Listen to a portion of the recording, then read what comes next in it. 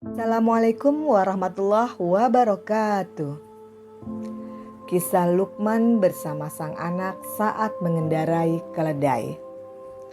Nama Luqman Al-Hakim sangat familiar bagi umat Islam karena namanya diabadikan di dalam Al-Quran menjadi salah satu nama surat, yaitu surat ke-31.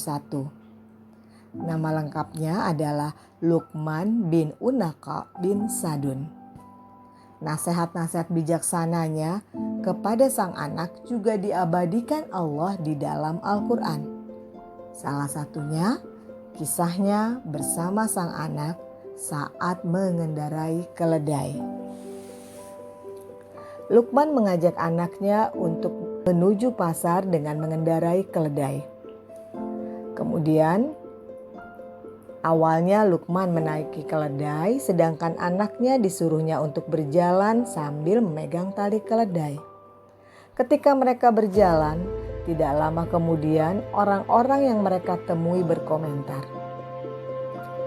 Anak kecil itu menuntun keledai sedang orang tuanya duduk nyaman di atas keledai. Sungguh bodoh dan egois orang tua itu.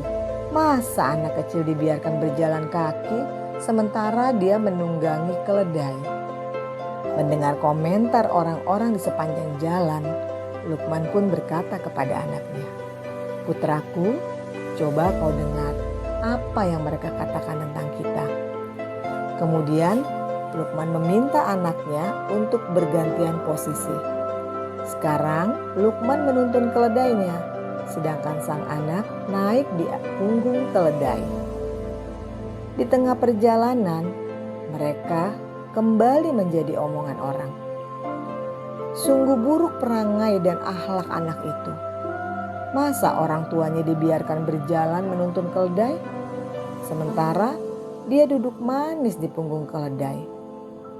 Mendengar komentar orang di jalan yang dia temui, Luqman pun kembali berpesan kepada anaknya, "Anakku, dengarlah sekali lagi apa yang mereka katakan tentang kita." Setelah melewati orang-orang tadi, sekarang Luqman meminta anaknya untuk ikut naik ke punggung keledai.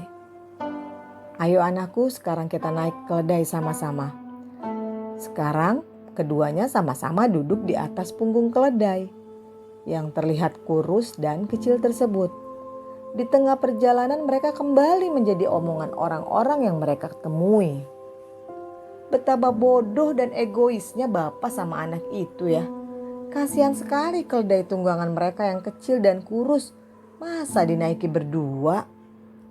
Mendengar komentar orang-orang di jalan, kembali Luqman meminta kepada anaknya untuk mendengar komentar orang-orang tersebut.